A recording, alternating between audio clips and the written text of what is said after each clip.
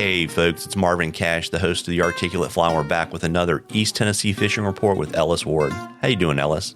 I'm doing well, Marv. How are you? As always, I'm just trying to stay out of trouble. And we were talking before we started recording. Your weather's been yo-yoing around a little bit, but you're getting ready probably to kind of get into kind of what we would call traditional early spring weather in East Tennessee.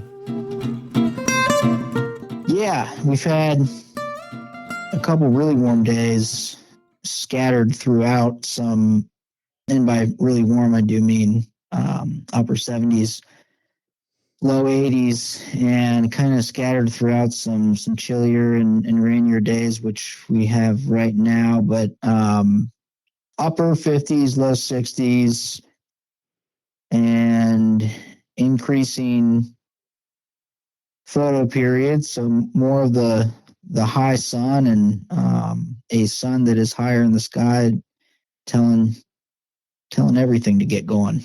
Very, very neat. And so what's that translating to on the water?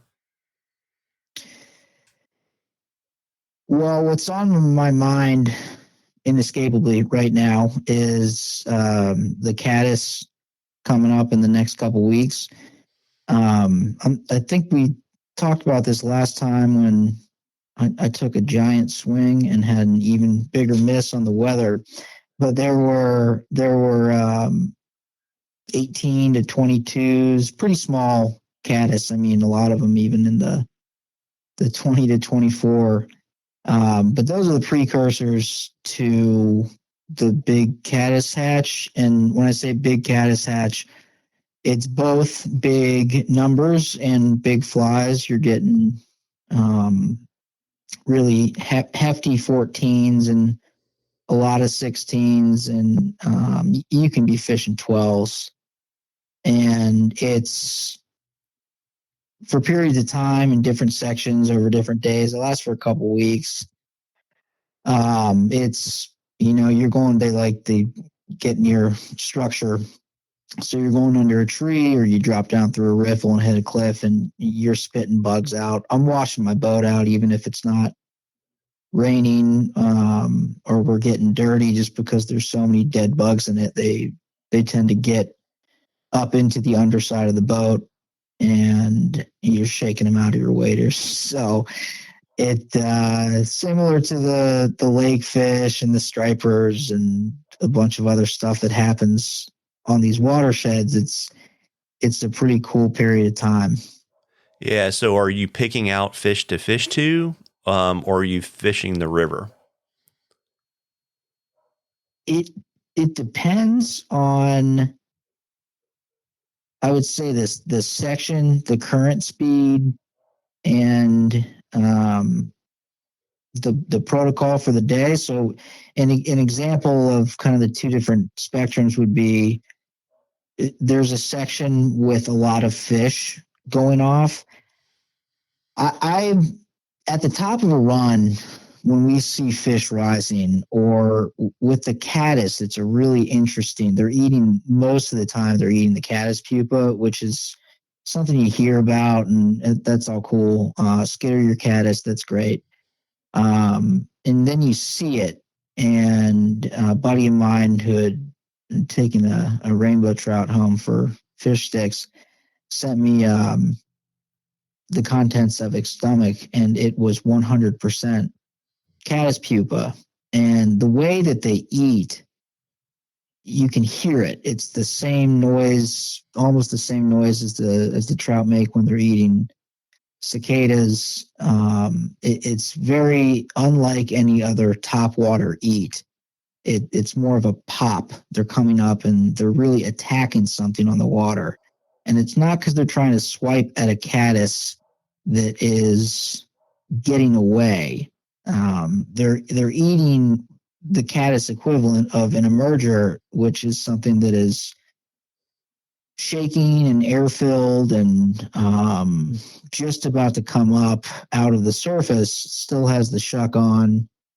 And so you'll look down, it's not a field of risers, it looks like a field of little landmines going off, and it sounds like it too.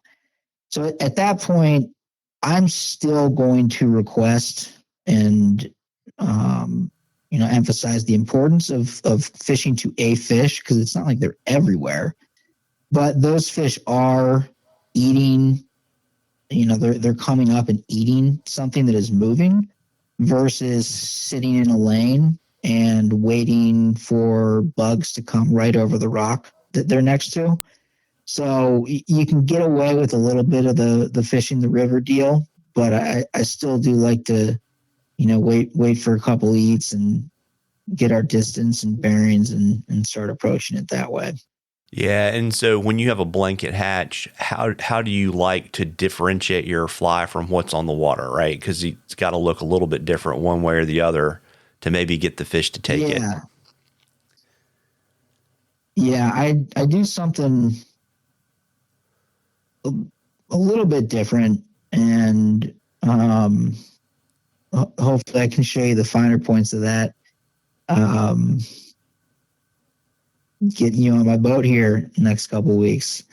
But I'll basically apply a lot of movement to whatever it is. So the whole skittering caddis, if you're fishing in a merger, man, even a pheasant tail, I mean, the movement that these pupa have, that's, I think, the trigger in most places. You'll still get big eats and great fish on a deer hair caddis that's just dead drifting.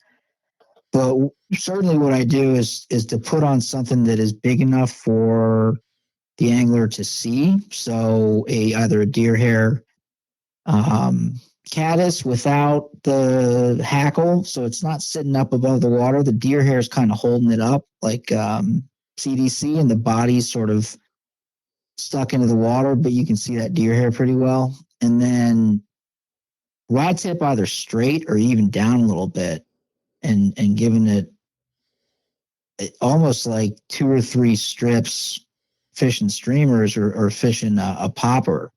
You want strip, and then you're letting it die and move through the current. Same deal in the slack sections.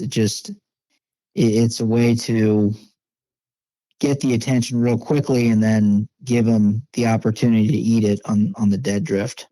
Got it. And we got a question for you too from Chris, and he wanted to get your thoughts on how irregular generation patterns affect feeding patterns on the Watauga and the South Holston.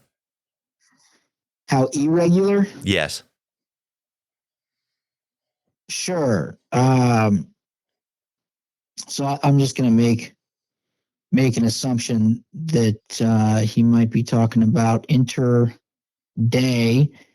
If you're fishing high water and then it goes to low water, if it's been high water and it's going to low water, that transition period can be a great time to get the remaining fish eating streamers off the banks that are still covered up with enough to give that bank a good holding line or a good feeding line.